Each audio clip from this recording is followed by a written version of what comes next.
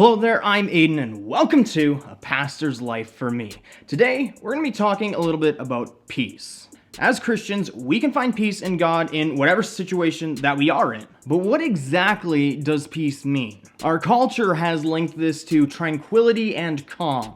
However, this doesn't really reflect a biblical perspective, but more a Buddhist one. The goal of a Buddhist is to get into such a deep peace that you hit nirvana, becoming one with yourself, so to say. But that's not what peace means in the Bible. Peace is basically a lack of conflict. Now, there may be some tranquility or calm with that, and we will have sort of this calmness in heaven, but it doesn't define peace. A good way to define it is by what it isn't. It's not panic, it's not obsessive fear, mania, or lack of control.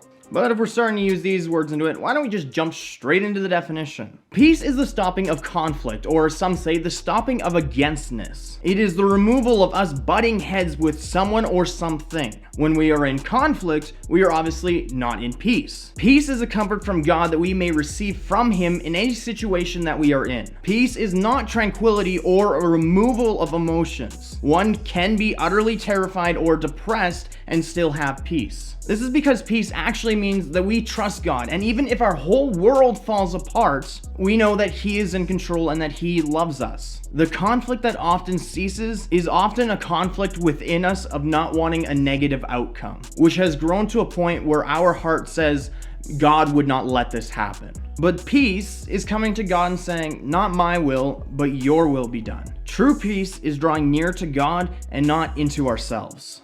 So this now may have brought up some questions in you about what does peace actually look like in this life? What's a good example of that? So later this week, I'm going to tell you a story of an event that happened in my life where I had peace amidst horror, terror, and even like depression in that. And how that peace passes understanding, like Paul says in Philippians 4:7. But you'll just have to wait until later this week to hear about that. Subscribe to the channel and do it now. 40% of you are still not subscribed to this channel, so you should get on and do that. It really helps me out. Like this video, leave a comment below, and if you turn on that notification bell, you'll get a notification when that video releases later this week.